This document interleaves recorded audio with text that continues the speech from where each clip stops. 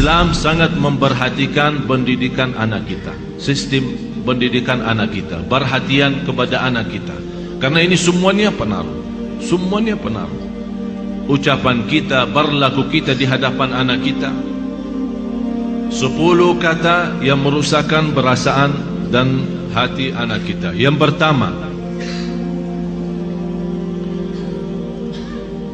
kita suka mencaci maki anak kita.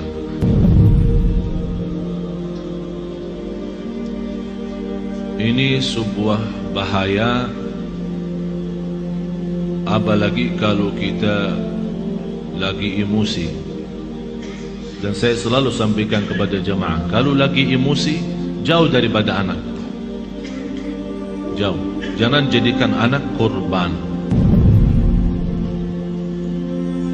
Saya tidak enak membawa ucapannya karena kita di dalam masjid, tapi ada banyak yang saya heran mengucapkan kata-kata yang saya malu sampaikan.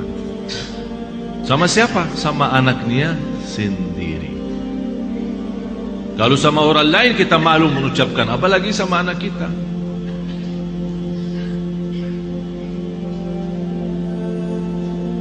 Jadi salah satu kata yang pertama dari 10 adalah caci maki. Yang kedua, kita menghina anak kita. Bagaimana menghina anak kita? Di depan kawan-kawannya.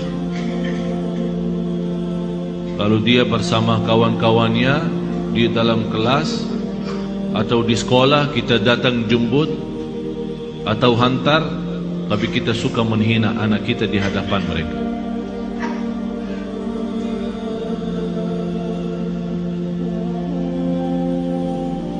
Malah ada yang pernah berkata, saking menghina anaknya, saya heran bagaimana bisa punya anak seperti kamu. Apalagi di depan orang, di depan kawan-kawannya. Bisa di saat itu anak kita tidak nangis, tapi sudah mati rasa. Sudah mati rasa. Akhirnya menjadi hati kecil. Susah kita bina untuk menjadi anak salih salihah karena kita sudah hancur duluan. Sudah kita hancurkan duluan. Itu yang saya selalu sampaikan. Itulah namanya durhaka orang tua kepada anak sebelum anak durhaka kepada orang tua. Atau kalau dia punya saudara banyak, jangan menghina. Kalau ada sebuah berlaku yang tidak bisa kita terima, kita bisa nasihati dengan cara yang baik, bukan di depan orang. Karena itu namanya nasihah, bukan fadihah. Nasihah adalah mengingatkan dengan cara yang baik, tapi fadihah membukakan aibnya di hadapan orang. Alasannya, niat saya menasihatin.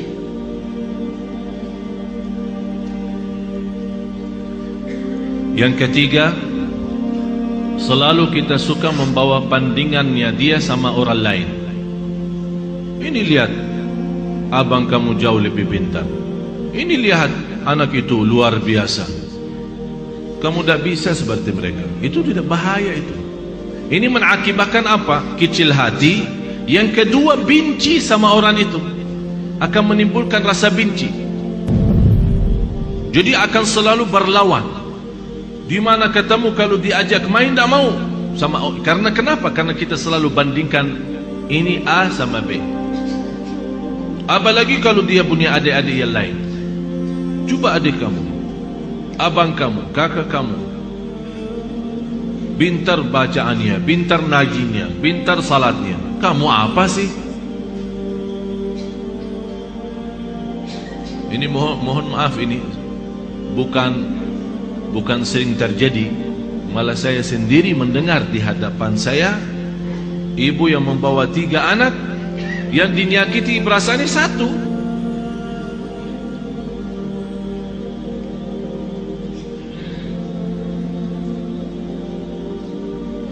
Bahaya lidah itu, bahaya. Jadi Jangan kita membandingkan anak sama orang lain. Mohon maaf, kita yang dewasa aja, kalau ada orang membandingkan kita sama orang lain, kita tersinggung. Apalagi anak kita. Kita ada yang dewasa yang sudah faham, mengerti, bisa mengerti maksudnya orang, bisa mengerti tujuannya orang, kita bisa tersinggung. Apalagi anak kita. Yang keempat, cinta dengan syarat. Aku cinta kamu, tapi syaratnya begini. Jadi seolah-olah kita tunjukkan kepada anak kita, kalau ibu tidak sayang begini aja, ikhlas tidak sayang, tidak cinta ikhlas. Tapi cinta kalau kamu salat. Aku cinta kalau kamu ngaji. Aku cinta kalau kamu diam. Aku cinta kalau kamu tidak nonton TV. Berarti itu namanya cinta dan syarat-syaratnya. Kalau mau cinta ya cinta, tidak usah pakai syarat. Tidak usah pakai syarat-syaratan. Ini anak kita. Mau cinta ya cinta. Cinta yang normal, kasih sayang, yang wajar dan yang wajib bagi kita sebagai orang tua, memberikan kasih sayang dan rasa cinta kepada anak kita. Kalau kita yang tidak menunjukkan rasa cinta kepada anak kita, dia akan lama-lama melarikan diri kepada orang lain. Memang mohon maaf Bapak Ibu, bisa anak kita karena dia kecil tidak mengerti menyampaikan perasaannya, tapi dia mampu menyampaikan perasaannya dari hal berlakunya. Begitu dia melihat seorang yang memberikan perhatian dan kasih sayang, biarpun orang itu bukan keluarganya, orang jauh, begitu dia ketemu orangnya, dia malah lari, belok orang itu. Sepertinya kehilangan rasa sayang di rumahnya. Dan banyak saya perhatiin anak-anak yang datang kepada saya begitu melihat anaknya sambil peluk dan cium saya bilang dalam hati saya, kasihan, kehilangan rasa cinta dan sayang dalam rumahnya. Yang kelima, kita menyampaikan kepada anak kita info-info atau informasi yang salah. Maksudnya apa informasi yang salah? Laki-laki tidak boleh nangis. Siapa yang bilang? Bapak-bapak nangis enggak? Nangis kan? Berarti salah kita berkata sama anak kita, kalau laki-laki tidak boleh nangis. Siapa yang bilang? Biarin dia nangis. Kalau dia nangis, ayo nangis lagi sayang. Bukan laki-laki tidak boleh nangis. Itu membuat apa? Mengakibatkan sakit jiwa. Karena setiap dia mau nangis, dia bertahan. Alasannya informasi yang salah, laki-laki tidak boleh nangis. Akhirnya dia tahan-tahan, menjadi beban, lama-lama sakit jiwa. Betul, ini betul. Jangan dianggap tidak terlalu. Terlalu.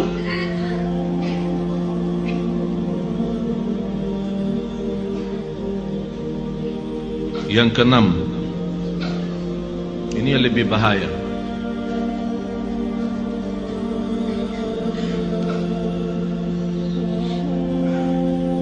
Kita selalu memberikan ancaman.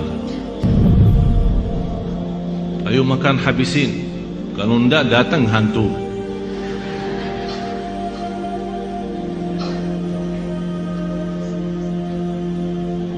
Mau tidur enggak? Kalau kamu tidak tidur, nanti datang hantu, temanin. Ini selalu kita, niat kita apa? Niat kita supaya dia cepat tidur, tapi mengakibatkan dalam perasaannya banyak hal yang tidak bagus.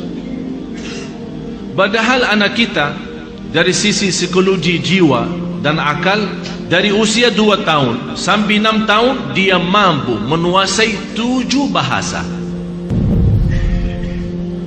Ini bukan sembarangan. Ini ada orang keahlian psikologi akal dan jiwa membuktikan anak dari usia 2 tahun sampai 7 tahun, kalau diberikan perhatian sepenuhnya, dia mampu dari sisi psikologi akal dan jiwa mampu menguasai 7 bahasa. Bahasa kita, bahasa daerah, bahasa Arab, bahasa Inggris, terserah. 7 bahasa.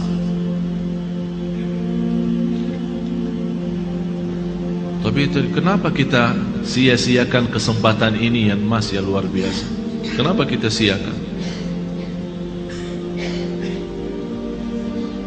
Yang ketujuh,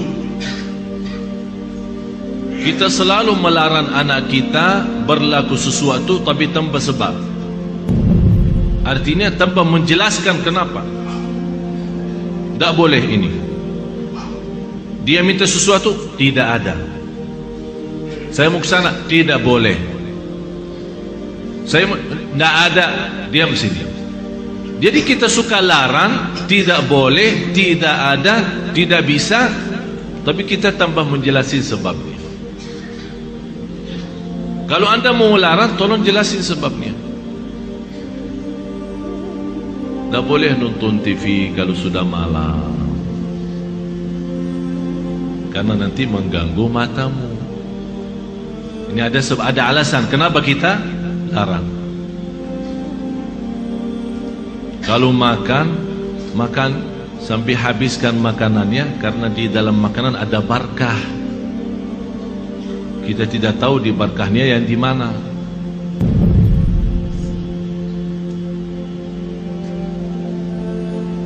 Jangan nonton TV. Ayo sana. Tidur. Ibunya megang remote. Teng, teng, teng.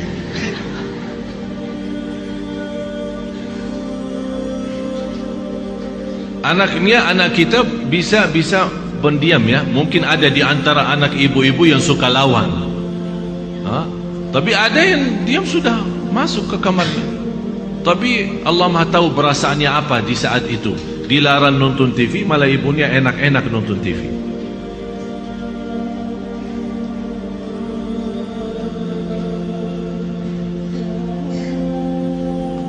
Banyak hal Bapak Ibu yang perlu kita perbaiki. Banyak. Kalau kita memang ingin bukan hanya doa mengharapkan anak saleh salihah, tapi ada contoh baik, ucapan yang baik. Yang kedelapan,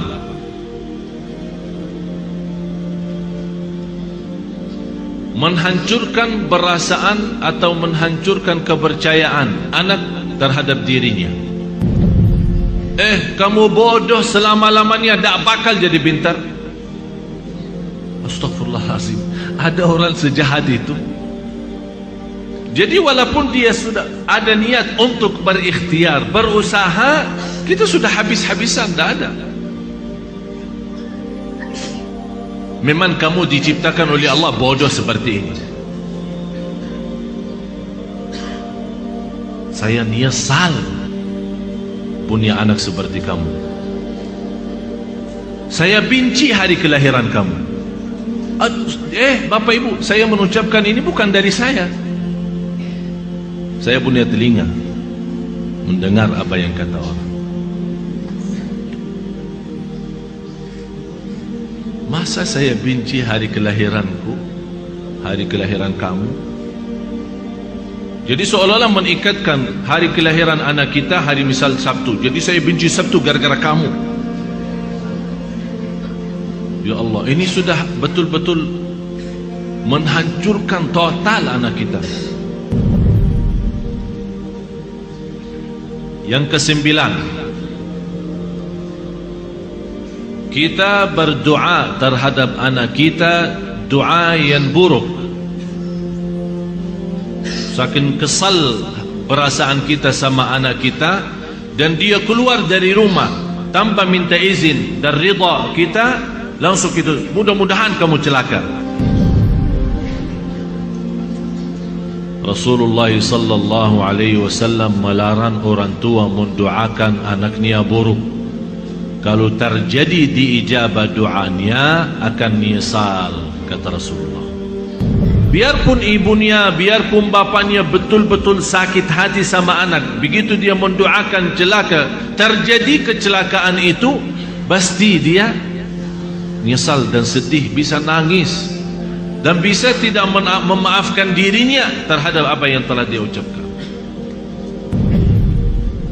Kalau anda tidak mampu saking sakit hati sama anak kita, tidak bisa mendoakan baik, kembali lagi lebih baik diam. Kalau tak bisa berdoa baik, lebih baik diam. Tapi bahaya, jangan mendoakan anak ni celaka. Yang ke-10, kita suka membongkar dan membuka aib anak kita di hadapan orang lain.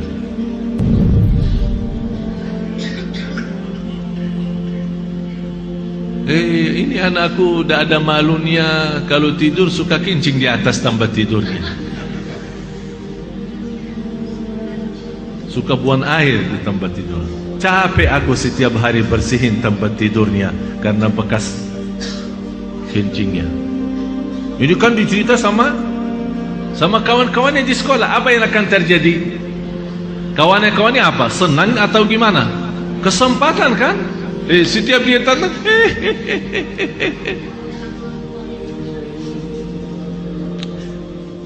Astaghfirullahaladzim. Kita istighfar.